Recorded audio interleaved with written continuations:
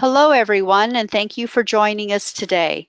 My name is Kat Milner, and I am the Webinar Program Coordinator for Connecting Up and TechSoup New Zealand, and it is my absolute pleasure to welcome you to the webinar today, Expert Advice for Fundraising in the Digital Age, which will be presented by Gabes Smith from Blackbaud.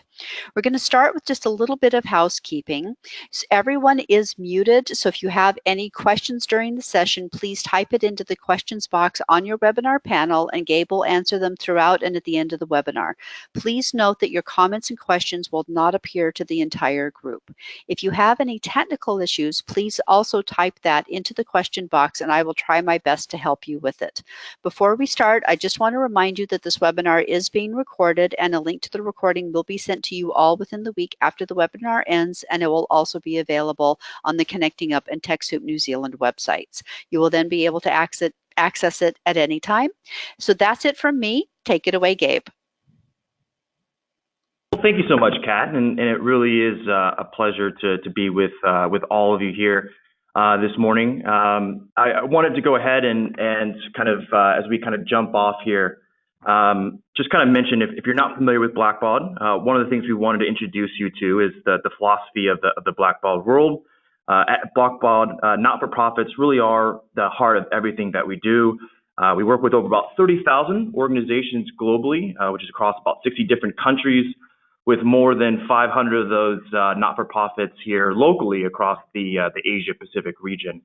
We have an incredible amount of experience working with the charity sector, and so we understand the things that you do, the way that you fundraise, the challenges you face, and more importantly, the opportunities you're presented with.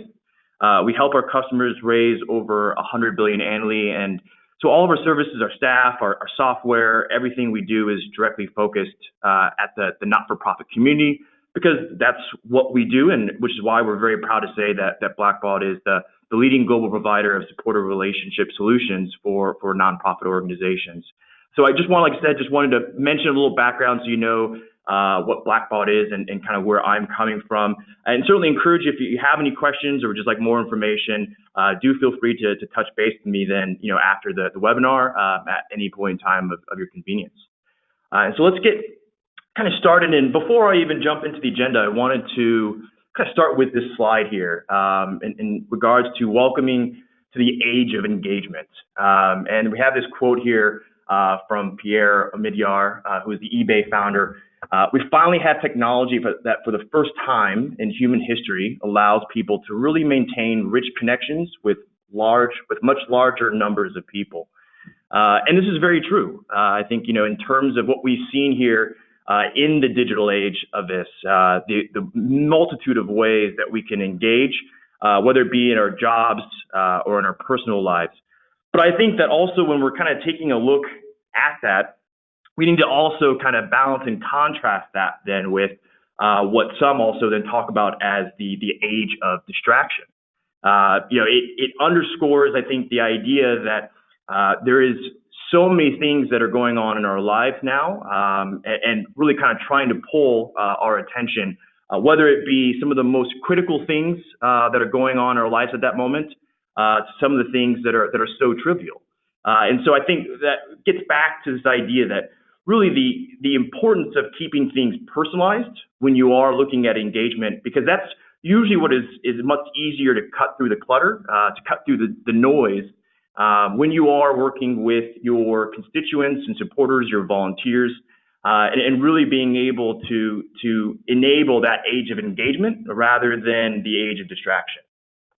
So looking at today's agenda, we're going to go through a couple different topics here through today.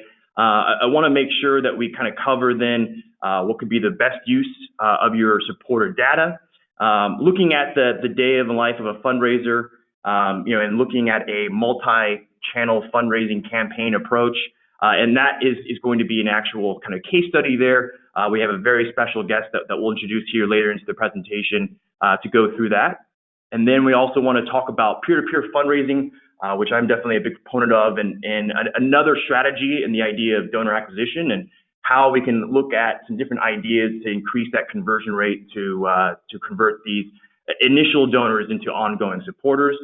And then also how to best identify your lapsed donors, what we can do to increase then retention from this particular segment then of your constituency. So from that, I hope that, through these kind of topics, that for some of you that these are, new insights and some areas then that maybe haven't looked at before. And then I think for others, hopefully you reinforce then some of the strategies you're already deploying within your organizations, but maybe just a little different kind of wrinkle to that. Okay. Is everything going fine with the slides at this point? We do have the slides, the audience can't see it. Oh, okay. Okay, so yeah. Sorry for any technical difficulties there. I think slides are going through here on my end, so maybe it'll kind of catch up there. But I definitely am speaking to kind of everything here that I have in the presentation. So definitely want to make sure that we don't miss anything from that perspective. But just a little background into myself. So again, my name is Gabes Smith. And I've been with Blackbaud for over 8 years now. I'm originally, as you can probably tell from the accent, originally from Indianapolis, Indiana, in the United States.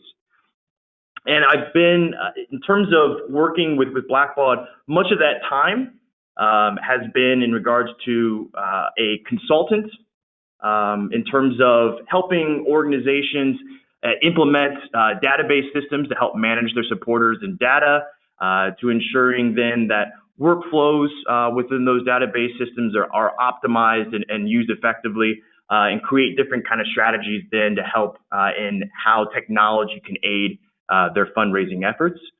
Just as a little personal aside here, I'm also an avid sports fan, a big lover of soccer, and my favorite team, Liverpool FC. I hope to one day be able to see them in person in Anfield, and deeply focused on the success of the not-for-profit sector, and really wanting to make sure that we increase awareness to some of the world's greatest challenges and missions here that are provided by all of you wonderful organizations, and again, globally. Okay. So in this next point here is in regards to kind of technology, and I think is going to be, again, a good introduction when we're looking at the idea of how we can be able then to fundraise more effectively in the digital age. Technology has transformed the way people think, the way they behave, and the way they interact with the causes they support. It's such a valuable tool. It has opened so many doors and avenues for fundraising, enabling us to be more creative in our approaches and try things that, really aren't traditional methods of raising money. And I have an area just even kind of to bring that up into greater focus. I really enjoy looking at kind of new trends and seeing what is out there as to kind of new fundraising methods or things that really haven't been tried too much before, or new methods that are becoming, again, used more regularly and finding ways and become more efficient with that. In terms of looking at some new methods, one thing that I thought was particularly interesting that I'll bring up then is how a lot of organizations now are working with streamers, whether it be then in terms of live streaming through sites like Twitch or YouTube from that standpoint. One of the organizations back in the United States, American Foundation for Suicide Prevention, was looking at this way and actually partnered with a streamer by the name of Ninja. Now, despite in terms of the name and all that, this particular gentleman then had a real passion for suicide prevention. Unfortunately, one of his good friends then took their own life. And so he wanted to bring more awareness to this cause, and again, kind of partnered with the American Foundation for Suicide Prevention. They did a live charity stream to where, his normal audience then encouraged others then to donate directly to the organization. Over the course of a 5-hour stream, he raised $52,000 for the organization. And by about 8 hours, he had raised $113,000. Which is absolutely incredible. I mean, these are figures that really blow some of the kind of goals that we see then with certain kind of fundraising campaigns. And I think it just underscores that there are tons and tons of ways to be able to utilize technology to find new ways of fundraising. And I think it's just taking then some of those creative ideas and obviously administering them in such a way that works then for your particular organization and your causes. I think we've got everything working here with the slides, so hopefully that's all coming through for you. As fundraisers, we need to ride this wave and embrace a more relevant, donor-centered approach to our fundraising. We're in a competitive sector where everyone has a worthy cause. This requires us to be more efficient in our approach. And I really appreciate the elements of this because I think that when we're looking at not-for-profits and the good causes and services and programs that are out there, it's very easy to kind of get into the belief that, in this regard, that everyone is out there to benefit each other in the charity sector. But I also encourage you, and I do believe that's the case, but I also encourage you to think of it then as also a very competitive landscape. There are many organizations out there that are going to be doing very similar things to what you are doing. According to J.B. Ware's College Report, Australia has 56,900 different not-for-profit organizations, which is one not-for-profit for every 422 individuals. So the number of not-for-profit organizations have doubled every 20 years over the last 60 years. And despite the cancellation or closure of some charities by the ACNC, there's still around 10 new charities established every business day. And so what that all obviously goes to say is that, you are all competing then for those fundraising dollars, those donors and supporters out there. And it's obviously a friendly competition in that sense, but there is a true belief, and the reason why your organization started is that you truly believe that you can more effectively then use the dollars raised towards the programs and services that you are working towards. And that's the whole entire reason why your organization started in the first place. And so I think sometimes we have to always keep that in the back of the mind that, again, getting back into this idea of the age of disruption is what can we do then to ensure that we are able to kind of tap through then to our supporters and ensure that the causes then that we believe to be, again, at the forefront there, or also causes then that our supporters believe in and can be conveyed then those true meanings there. And so how do you gain fundraising efficiency in this age of engagement and age of distraction, again, this digital disruption and a highly competitive nonprofit sector? So one thing that we're going to kind of start off here is talking about then the proposition of healthy data and multi-channel fundraising and how that can both save costs and help raise your organization money. I think good data and multi-channel fundraising work hand in hand. It really are crucial to creating a positive donor experience. For example, if you don't have correct data, how can you target your supporters effectively? Sending a direct mail appeal or an email newsletter alone really doesn't produce the same kind of results as it did in the past. Really need to incorporate multiple fundraising tactics and channels, into our organization to create this more holistic supporter experience. And I think it's key here and something that I believe passionate about when it comes to data health. Again, working as a consultant and looking and reviewing, doing database audits with different clients to see then how their data is structured. You can see then sometimes into the organizations that really have it right and know and value the importance of data health and prioritize that. To others to where, again, either in the absence of a proper kind of database to help manage their constituents, or maybe in the absence then of set kind of guidelines in terms of how they should organize the data, that some of those fundraising ideas, no matter how brilliant they are, aren't as effective because they're just simply not reaching their full audience. And we certainly don't want that when, again, we have some of these great ideas in different kind of fundraising campaigns that we can run.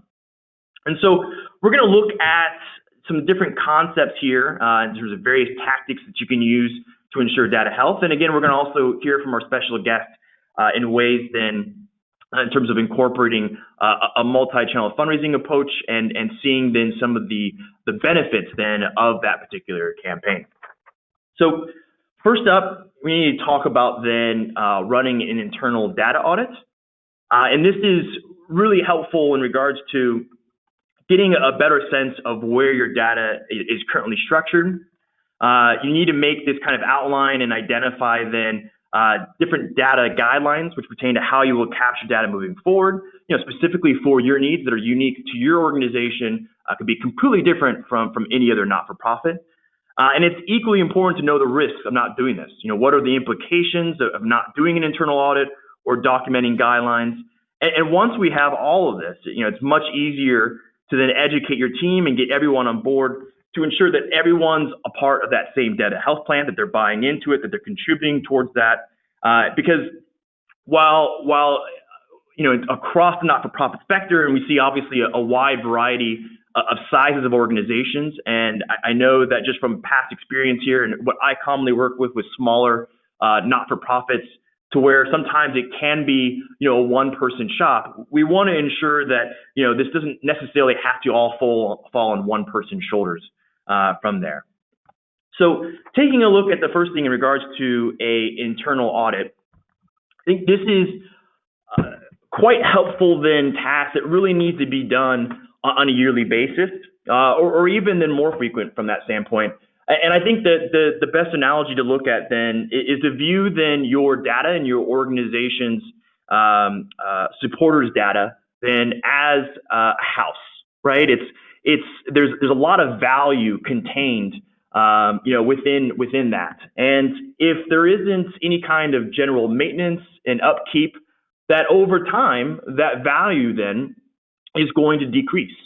And so anything that we can do to ensure then that we are upkeeping the integrity of that data then over time is only going to increase the value of that house, or in this case then, our supporters' data. So looking at different things in terms of account types, which could be defining then in terms of individuals versus businesses versus foundations. So that way you can easily then run these types of lists, having obviously all the contact details, noting that anytime you're doing a direct mail piece and you do have a bad address, that you're recording those things accurately. And I think even sometimes something that we overlook is salutations. We want to be able to be more personalized in our approach. And so ensuring that we're able then to use then a wide variety of formal to informal kind of salutations through across of it. The worst thing you want is any kind of mass then either direct mail or mass email that you send out. And some of the letters then are actually missing salutations where those kind of merge values should have gone. So data health is just as key in regards to the fundraising campaigns that you're running as those actual strategies and ideas that you implement. And then once you're able to audit and get a better sense then of the current state of your data, it's really important to set then kind of data guidelines for moving forward. It is the unfortunate reality within the not-for-profit sector that turnover happens quite often. And over the 8 years that I've been working with not-for-profits, I think one of the worst things you can see is when an organization really suffers from the loss of a particular staff member. It used to be to where a lot of this kind of information on our constituents were all in their heads. It was something then that they had they'd known certain individuals for a long time, but once they left the organization, pretty much the entire then data of that organization left with them. So we need to be able to kind of institutionalize a lot of these things and ensure that there's proper protocols in place to where using a database or tracking data then is something that's universal, that no matter who's coming in and is either tracking new data or trying to report on that data, that again, those foundations have been laid out to where we now have some continuity coming from one person to the next. And so here's a list of just kind of some different ideas and ways then to ensure that consistency and that integrity with different kind of guidelines. I fully encourage, no matter if you're again using Excel or actually using a database system, make sure to note then certain things that should always be required in the kind of data entry process when any new information comes about. If you are an organization that really strongly believes in direct mail, then it's going to be essential that you're getting an address, a physical address then for any constituent that you're working with. or if email campaigns are a bigger drive. Again, we're going to talk about multi-channel fundraising, but even in terms of preference towards one versus the other, and using that based on maybe demographics of your constituency, that you then have email addresses then for all of your new constituents coming in, and always then being able to obviously respect the preferences then of those constituents, making sure to identify then contact preferences and all that then as the information comes in as well. And we really need to know the implications then of, if we're not doing this, what kind of potential loss can we see? And so I was taking a look then at Giving Australia, and these are statistics then based on kind of 2016 giving trends. Also looking at the Australian Bureau of Statistics and some different things that Blackbaud here has actually put out in regards to looking at, what could be, again, the potential loss or the potential gains then in maintaining then bad data or not allowing then for regular kind of data health screenings from that sense. So we did some assumptions here looking at a database of about 10,000 supporters. And again, basing this number from Giving Australia of an average gift size then of $764, with a typical mailing cost then of $3 per mailing, and also looking at an average response rate of 5%. And so again, in terms of looking at what we see as typical averages of again, a not-for-profit organization with their particular data health, we can see then that with 10% of people likely changing an address in a given year, that again, not maintaining that kind of information and updating it, that we could have then of 1,000 people potentially impacted, which we would have probably then with that 5% response rate had 50 of those then donate to our cause. That with that average donation amount, we could be looking at a potential loss of up to $38,000. Looking at then the mailing costs, obviously, of sending mail then to bad addresses there, which can amount up to $1,500. We're looking at how 20% of the population then typically changes email addresses every year, and how, again, that even with an email campaign could lead then to something around $76,000 in potential loss. Now, some of you might go, an average gift amount, $764, which again, is noted there by Giving Australia. It's quite high, and something maybe that might not be the same kind of average donation amount for your organization. So I thought even just taking a look at that number, if we do kind of scale that back and look at a more conservative number, maybe the median donation, which according to Giving Australia was $200, which kind of helps then remove the skewing from potential major gifts and some of the larger charities out there then that again maybe then increasing that average donation side or skewing that to that point. That still equates to $10,000 in potential loss in direct mail and $20,000 potential loss in email appeals. And I think a lot of this is obviously I think I'm preaching to the choir when it comes to you at the front lines, starting these campaigns and knowing and looking at your data then at all times. But sometimes we need this kind of actual evidence, data and figures to be able to help then get the buy-in maybe from leadership, from board members, to again ensure that they see a direct value associated with maintaining good and healthy data. Okay. And I think, again, finally, we also want to underscore then the importance of team education, educating your staff on the improvements that your organization can make when donor data is cleaned up and is updated and current. It'll help you become more efficient. By knowing your supporters, you'll build better relationships.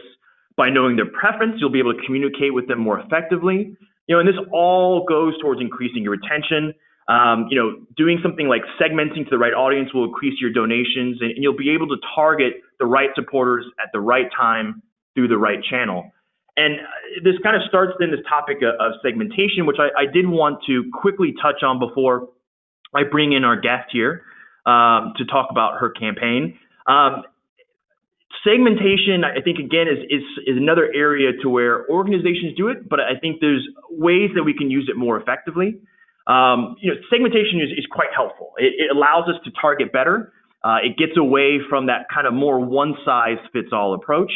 And all of this, again, makes common sense in terms of if we look at it and we sent an appeal then to all of our donors, our current donors, and we asked them for $25. Well, that probably wouldn't be the best approach in terms of sending that one particular ask to all of our constituency, when that could be, for some segments, potential upgrade in what they normally gave, but maybe for a much larger grouping of our constituent population, that might actually be then a downgrade in the donation amount if we're actually requesting that to all.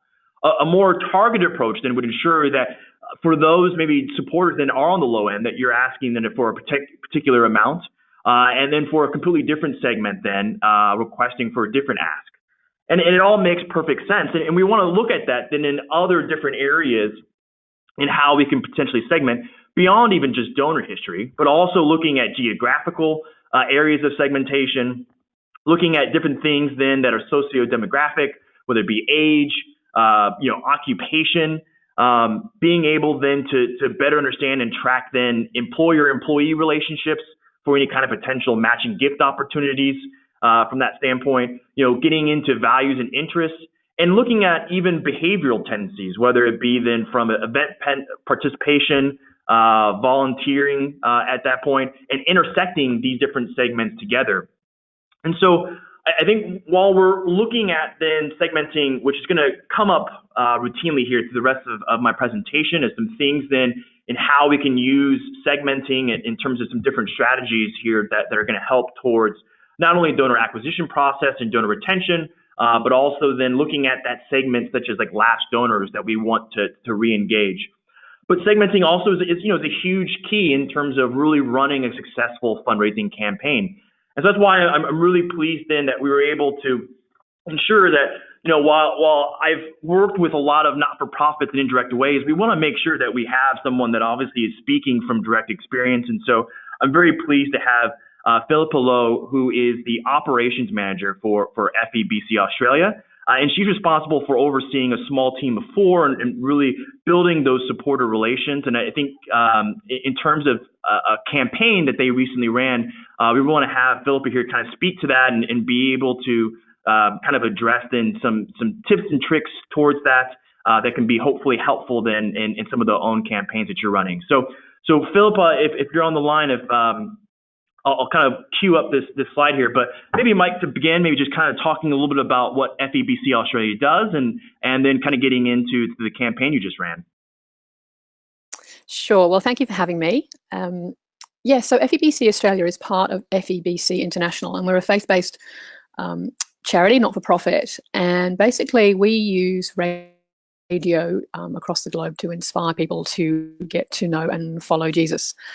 So we have stations in more than 50 countries and over 130 different languages, and combined all our stations are probably on air for more than 2,500 hours a day. What we do from the Australian perspective is we're a fundraising field. So we have a few key fundraising fields around the globe, of which Australia is one. And the global organisation has been going for over 70 years and over 50 in Australia. And in regards to, I guess, a bit of background as to where we were, we had a fairly flat sort of access database, and we transitioned to a Blackboard system, eTapestry, a couple of years ago. And primarily that was because I was new and I have a background in public relations and profile raising.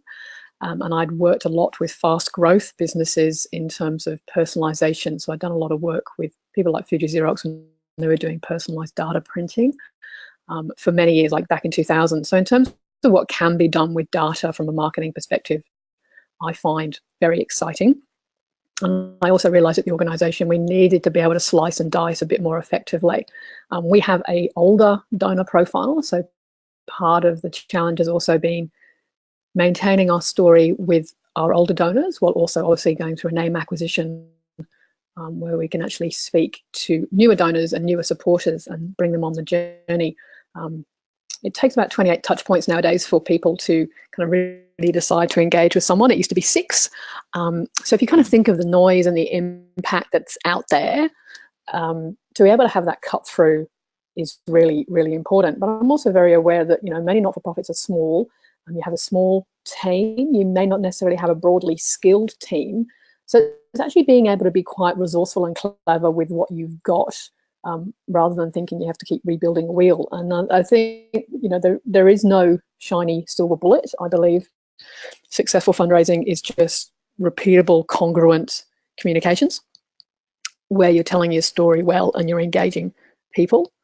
And I think, you know, the faster you get away from the idea of having a donor and really making sure that you have supporters who are being made to feel like they're the hero, they're involved, that's the real key.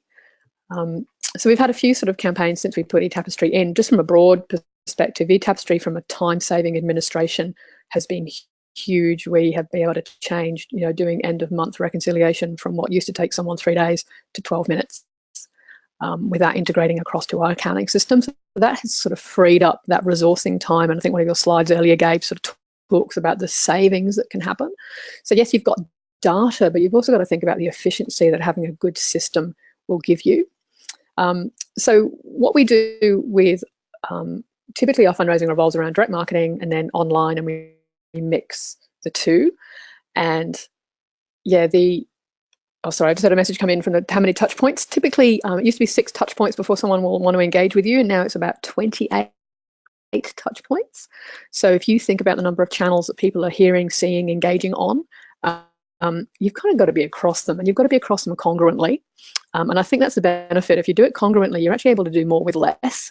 And I think the error is that we think that we've got to do more because there's more touch points. It's actually, no, just keep it congruent. So you're actually just repeating your message. So what we did at Christmas was, typically, as most not-for-profits will do, there is some kind of Christmas gift catalogue, you know, if you give a gift on behalf of someone else to raise funds. And we used to sort of offer a catalogue that was quite broad. It used to sort of talk about our different programs, our radios that we put in the field. And we stripped it back just to give a radio. And you can see on the screen that handheld little mailer. It looked like a little gift-wrapped radio, and it unfolded into a 6-panel, which talked about what giving the gift of a radio can do overseas and how it can change lives and bring about change generationally, whether that's, you know, getting people out of sex trafficking in India to rebuilding families in Cambodia. So, you know, there's a lot of wealth of information that comes through one small $30 radio. So we really wanted to capture that imagination about just what one little gift can do. And as Gabe said earlier, it's a busy marketplace. And, you know, there are lots of not-for-profits all saying, you know, please give to us. So we're very blessed that it's a small gift that goes a long, long way. Like, we know that a $30 radio is often shared by up to 25 people in the village. So we were able to kind of talk into that idea of the story being that you can go further. You as an individual can be a hero in this story with one $30 gift, can actually have a massive impact. And I think often that's a really important conversation to have with our supporters, because they can forget. It's about, well, how can we make a difference? So we kind of had a multi-channel approach, because all the data tells us that people might be prompted to give by seeing something physically printed, but they often like to complete the donation online. So we did a few different things. We obviously had a direct mail that went out to our existing supporters, and then that was supported by email follow-up, or quite a few email follow-ups. And then we were talking about it on social media, and more of the social media conversations were actually stories coming out of our mission field saying what radio has done. So it was just always about reach out with a gift that goes further, and this is what this radio has done in this country and this village and for this person. So the story was really coming to life on lots of different congruent channels. They could, if they gave a radio on behalf of someone, they could also order a gift card, which is the top right as you look, the Joy to the World, and that's all Joy to the World in lots of different languages. So we, you know, our point of difference is that we share in so many languages across the globe. We also sponsored Q Commons, which was a kind of thought leaders event that happened in November before Christmas, that kind of webinars get beamed in from all around the globe. And it's kind of how can Christians make a difference in the world? So it kind of spoke into our theme about how one small radio can make a difference. So that was both promotion, brand awareness, but also, yes, we got gifts that night, but it was also just about name acquisition. And then we also put the little radio gift catalogues into Kurong. So Kurong is obviously a target kind of market for us, because for us, we actually are speaking to Christians who believe they want to share the good news of Jesus with everyone else. So, well, where would you find those kind of people? Well, they might be shopping at a Coorong store. So whenever, I think it was 8 weeks, we actually had those inserts going into physical purchases in their bags. And where we saw new donors, we saw new names come on as a consequence of that outreach. People also reactivated. If we want to jump to the next slide, we'll can get into the stats. People reactivated as well. So people who hadn't maybe given in the calendar year started to give. So you can see here, so in 20 days, a campaign had raised more than $30,000. As a comparison, our previous Christmas gift catalogue took 11 months to reach $30,000. Wow. So yeah, wow, which was, but because I think we went with, we were getting calls from our donors as they started to land going, oh, I've just received my little radio, and oh, isn't it exciting to open? So there was that element of openability, like it was just like it arrived in a clear wrap so people could see it. And it was just intriguing. And I think that's what you need. You need some kind of cut through that people feel engaged. So that was the first step. But then what we would do in email follow-up, we would say things like, right, we know this much has been raised, which we know means that we've actually been able to put this many radios in the field. And based on that number of radios, which we know are shared by up to 25 people, we're reaching this many thousand lives. And we would bring it to life by saying, right now, the number of lives impacted can fit the Gabba Stadium in Australia or the Melbourne cricket ground. So we were really trying to bring it to life to everyone who was involved, that it was like, oh my gosh, my $30 what I feel is a tiny donation is actually having a big, big impact. And as you can see there, so we've got 88 new donors out of that campaign. So those are the ones that came from the Coorong inserts and from the Q comments. And also just on social media where we saw things shared and talked about. And then more than 400 people reactivated. So those were people who hadn't given in the calendar year prior. That's sort of not untypical. We do have donors on our database who will kind of say, look, I just want to hear from you at Christmas. And we've been changing that sort of mentality to say, well, we just want to actually send you stories. So we've actually asked them, can we just send you our newsletter? We're not going to pushing you for an ask. It's not always about the money. We just want to share the story. Obviously, being a faith-based not-for-profit, we do have a real focus on biblical fundraising. So it's actually about educating our supporters about the godly work that is done in giving. It's not just donate, donate, donate. So there's more around the mustard seed and the growth and the impact. And I think that actually also makes a big difference as well, because they can kind of realize that it goes beyond them and they're part of something bigger. So yeah, we kind of had some late donations after Christmas. We kind of had that halo effect. And like as you can see on screen here, in 3 months it was raised just 67K, which I actually put a stretch target in of 60,000, which I thought would actually be quite a stretch for the team. I just, we hadn't done anything like it before. I kind of felt in my marketing bones that this had got legs, and I think it had got the openability, but you don't know until you're testing the market.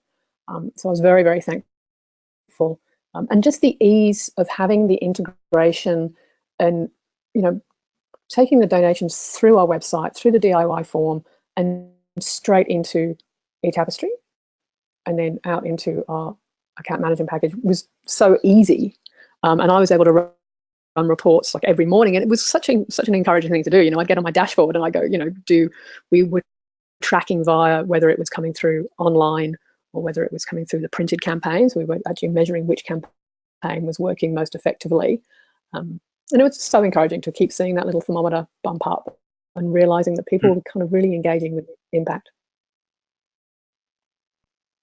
And I'm sure, Philippa, just from all this, from this particular campaign, you already kind of even mentioning some of the stories that you were getting out of it. That's obviously stories that you're going to be able to incorporate into the next campaign that you all run, correct? Yeah, look, my background's journalism and public relations, so for me it's always going to be about the story. And I think if I could kind of give anyone listening that just one piece of advice, it would be keep it about the story, because people do engage with the story, whether it's the story that the impact that they're having or the story that they as the individual, as a donor. So we've just done a story about 2 long-term donors who wanted to be overseas missionaries, but she wasn't able to go because of ill health. So for her, her story is, I'm still able to go overseas as part of FeBC because I'm involved in giving radios into all these countries. So that's our donor raising up story, as well as the impact from the field story. And I think it's really important to make sure that you're kind of balancing both, because for me as a not-for-profit manager, what I want to do is to say to other people, there are people just like you giving to our organization. Wouldn't you like to give and support too? I think it's wonderful. Your emphasis on storytelling is definitely something that I'm a big believer and proponent of as well, and definitely something that we're going to kind of underscore here through the remainder of the presentation. But the success of that campaign, I think it's just a great starting point for, I think, some future success with new fundraising campaigns you'll be running into the future, and so pleased to hear about the great things that are going on. And just thanks again, Philippa, for really taking your time out of your busy schedule. And I know it's been a busy morning for you already, just to kind of share then some of the experiences you've had from this recent campaign and some of your thoughts then that kind of help your fellow peers in their day-to-day routines there. So thanks so much, Philippa. And I think, Gabe, also you touched on earlier the whole segmenting. It's like data is amazing if you want to just get under the hood and really have a dig and really then think creatively about how you engage. So you talked about really segmenting appropriately. We've gone out with a frequency gifting campaign recently, and again we did exactly that. We looked at the history of our givers and went, okay, well, your donation history is this. It would be a small incremental increase if we asked you to give this much a month regularly. It wouldn't be a big stretch, just be a small one. And we just sort of ran the data just on that group. So it wasn't a big campaign. It was very personalized, very targeted. And we actually acknowledged, look, we are asking you if you would do this monthly, so it's spreading the gift. And we explain why a gift that's spread over months is actually better for us in terms of how we can then manage our gifts to the field. So we were actually very transparent and very honest. And I think the more you can do that, I don't think there's a danger in explaining we're raising funds for this, and it's not just that heartstring call to action. It's actually by having knowledge over our gifting, we are better equipped to support our fields. And I think people actually just really respect being invited into what I would call the economic conversation of, this is why we think a regular gifting campaign is powerful. And it's not just making it easy for the donor because it's a small incremental give. It's actually really helpful for us as not-for-profits who often go through troughs and highs and troughs in terms of their spread. And actually, when you're committed, we commit to our projects 3-5 years at a time. Having the knowledge of what's coming in is hugely helpful. No, 100%. 100% agree with that. And I think that just underscores that, transparency is always key in any kind of facet of that interaction and relationship between supporters and the not-for-profit, that if they better understand the reason, not only for why they're giving, the programs getting served, but how then they can more effectively support the organization, whether it even be in terms of the kind of supporter model from that recurring giving or regular giving program, I think is key there. So thanks again, Philippa, for all that. And like I said, you really helped me out here as a couple great kind of segues into some of the things that we'll kind of chat about here to kind of finish off the presentation. So thanks again. Thank you. And so one thing, it's always kind of a particular topic in terms of looking at, where do we put more emphasis? Is it, donor acquisition, bringing new people into the door? Is it retaining those supporters that we already have? And of course, it's both, right? We have to keep then both standpoints always at the forefront when we're looking at then ensuring an organization that is running effectively. Just looking at Philippa's campaign there, obviously, is in ways that it's targeting both of those different demographics, from acquiring new donors, but also then reactivating those that may have been lapsed. Now, I am going to spend probably a little bit more focus on donor retention, as that is a key focus that a lot of organizations are looking at all the time. But I didn't want to ignore the idea of donor acquisition. And And I think just kind of looking at, again, new creative ways and things that we can do. One thing that I'm a big proponent of is peer-to-peer fundraising as a way of acquiring new donors. And especially when you're looking at some of the more traditional methods of acquisition, via acquisition lists. From that standpoint, that there's a different wrinkle to individuals that you are able to kind of bring into the tent when they come from a peer-to-peer fundraising campaign that can be advantageous, in comparison to, again, maybe some more traditional kind of acquisition lists. For anybody who is not familiar with peer-to-peer fundraising, when I'm using that term, I'm referencing to whether it be a specific kind of brick and mortar event, like a run or a walk or a bike-a-thon, any of those kind of a-thon events, or even virtual fundraisers that are done then to where you really have someone participating in that particular fundraiser, and they're asking for their friends, their family, their colleagues then to give towards them participating in that particular fundraiser. And like I said, I think what we see quite often are those kind of walk-run type events. There's a lot of kind of standardized, whether we're talking about, within here in Australia, like City to Surf, directly here in Sydney, to other events that charities run just by their own organization. And, looking at that particular method, like I said, there's a lot of advantages from being less costly, in comparison to more of a brick and mortar event like a gala. In that scenario, you're really at this point lowering the cost because you're not having to necessarily offer up those same kind of services. And these are things that typically individuals are already wanting to do.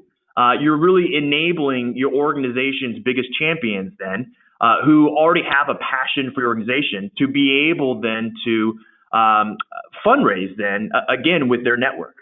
And we see then even the benefits of that of again, not only bringing new people into the tent, but also finding ways, new creative ways of engaging then your current supporters. Because again, any success of a peer-to-peer campaign is fully dependent then on how engaged then your actual then supporters are that are participating in these fundraisers.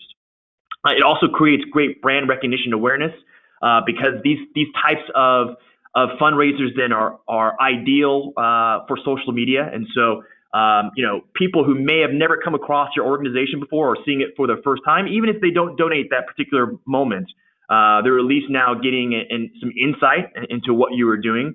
As I noted, utilizing social media very well. And also, with a donor acquisition list, at times, you may have then some element of background based on interests, and, that they may like similar-minded organizations.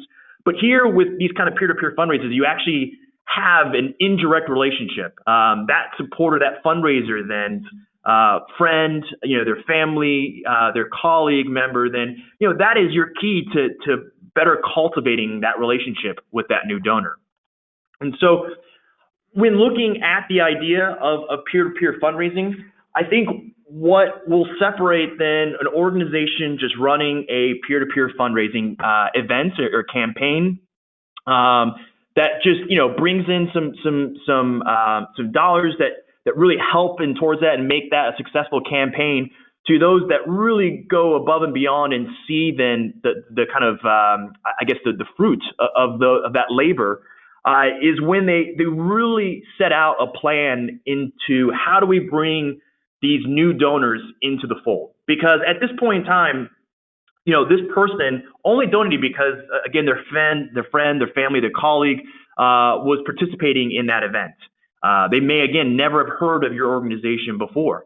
So we really need to set them down a path of being able to educate them on what the great deeds that you are doing, and set that stage before you're really committing to converting them into an ongoing supporter. And I think that will also really have a huge impact in terms of your conversion rates at that point. These are completely different than people who are already coming to your website and making an online donation. Something already prompted them coming to your website. Again, there's probably going to be already some sense of familiarity. So you need to take them on a different journey a different path then that you would then for a first-time donor that may come to, again, your website and make an online donation. And if you're able to lay out that path and, again, set different touch points, as Philip had noted, those kind of touch points are increasing more and more as we're seeing it. But if you're able to, I think, spend a lot of those initial touch points telling stories, educating them, you're going to find then that once you start getting to the point to where you're actually then specifically requesting now a direct gift from them, as opposed to a gift that's tied to their someone in their network participating in a fundraiser, you're now creating and establishing that direct relationship with them. And I think the other thing that we need to look at in terms of what really makes a successful then peer-to-peer fundraising campaign is understanding the importance of the soft credit. And again, another kind of just background here for just terminology-wise, it may be a little different iterations than from person to person. When I'm referencing to soft credits, I'm talking about kind of the soft credit, hard credit relationship. So the relationship kind of at the transactional level between then the actual donor who donated versus then the influencer of that gift, the person that was actually participating in that fundraiser. And so I give a key example. If you're having a run event and Jane then, who's one of your organization's biggest champions, loves volunteering, gives regularly, and now she taps into her network. She's posting on Facebook, blasting through Twitter, and she ends up raising $10,000 and is your organization's biggest fundraiser then of there. It would obviously be essential then for that next peer-to-peer kind of type fundraising event that you hold, that you're making sure that Jane is going to be a part of that event. So while we're looking at the donations coming in, I always encourage you, find ways then to ensure that you're reporting and tracking then who's actually tied to those gifts, who influenced then, or who raised that particular amount of money, because that's going to give you a much greater sense then of, from event to event, who we need to ensure is going to be participating in there. So that way we can, again, be able to provide the best results on these different campaigns.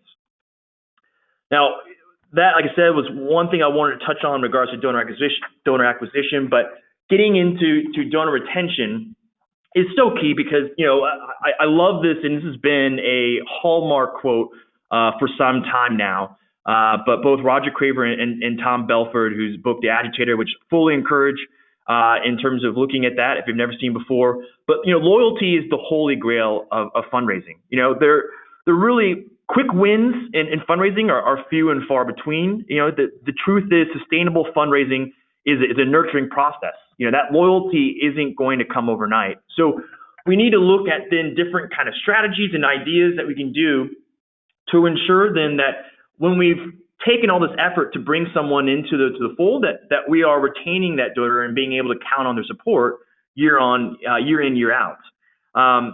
And we know and we've seen figures in regards to why donor retention is important. Looking at the latest kind of statistics towards this, acquiring a new donor, especially through some of the more traditional norms like list acquisitions, can cost up to 6 to 7 times more than it does to retain an existing donor. So donor retention is key. We're seeing a lot of people obviously focusing on this. So what are some specific strategies that we can incorporate to increase donor retention? So a couple things then that I'd like to point out, and we're going to see here kind of backed up in some of these statistics then as well, is I fully encourage to develop a plan that you have actually laid out of how we can go from a person's first donation to their second donation. That really needs to identify what touch points are we going to do, but we need to have that laid out then to ensure that we're able to convert those individuals who may just only give once to ensure that we're getting and able to count on their support. I think also what Philip had underscored quite a bit was working on your storytelling. And I think that's so key. Storytelling is big. I think sometimes when we're looking at our appeals, we want to show how great we've been able to do with the fundraising dollars. We talk about awards we've won in that, but really, the donors should be the focus. The programs and services that you're offering should be the focus. I always say that the stats and figures that you have will show your efficiencies, but stories are what show your heart. That kind of passion is what really comes through to your donors. And your donors want a personal, human, and meaningful connection with your cause. So talk to the volunteers in your organization, talk to the people who are the program coordinators or on the front lines, listen to what kind of experiences they're seeing and hearing, and incorporate those into your fundraising campaigns. And you're really going to see then some more positive results from that. And I think, as Philippa also noted, put more focus on monthly giving programs. Use segmenting to identify the best group to begin with. I think, people who give $100 or less in annual donations, looking at also maybe then age demographic like millennials. We've seen then actual facts then 52% of millennials are more likely to give monthly over a large one-time donation on an annual basis. So if you're actually kind of tapping into those segments and encouraging them to give, for example, $10 a month, well, you're already upgrading then that donation from $100 to $120, and now you can actually rely on that then support on an ongoing basis because they're essentially set up on a monthly giving program. We have seen, and what Harvey McKinnon adds to it, building a base of sustainers, and the lifetime revenue of these supporters is 600 to 800% higher than annual giving donors. So definitely focus, if you have a regular giving program, great. Look in ways that you can be able to promote that more often. If you don't, I fully encourage you to start looking at ways that you can incorporate a monthly or quarterly regular giving program, into your fundraising efforts. And we'll kind of finish off here then talking also about lapsed donors. I think looking at lapsed donors, one thing that I would encourage you to do is to always segment out lapsed donors into two different buckets. One would be newly lapsed. So these are individuals who've maybe just given one time and then became lapsed in their giving, separate from people who have given multiple years and have then become lapsed in their giving. The reason is because there's going to be different conversion rates for these groups. When I was giving the example of peer-to-peer fundraisers, again, those kind of one-time type donations are what we commonly see from those fundraisers. So you want to see those and report on those differently than individuals who had already given directly to your organization at least a couple of years and then became lapsed. And I think when you're targeting those specific segments, again, we're talking about storytelling. That is a key opportunity to really work on the storytelling because that is what's going to bring people back into the fold. And so send targeted communications to this audience. You know exactly who this audience is, so you can really tailor that messaging to that. Tell some stories and let them know how their past generosity then led to A, B, and C results.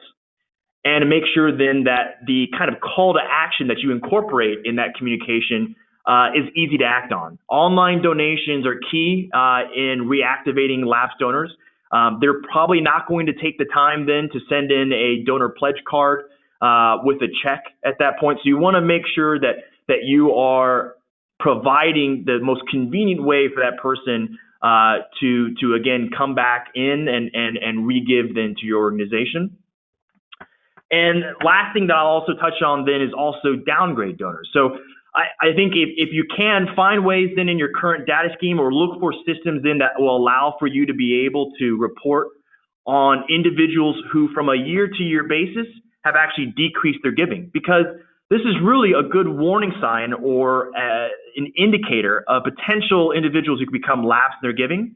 Again, you now have this kind of segmented audience that you can look at further and ensure then that you're being able to maybe spend a little extra touch points, maybe promoting a monthly giving program to these individuals. Again, maybe that $10 a month becomes a more feasible way of supporting the organization and something that you can actually count on rather than hoping for that annual $100 gift that again seems to be declining year in, year out. So I think those are some different methods, again, that obviously underscore and how we can kind of help in terms of overall donor retention.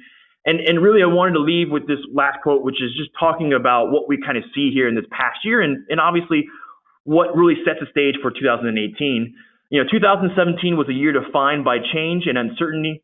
For now, what is certain is that focus on the fundamentals of fundraising and relationship building has never been more important.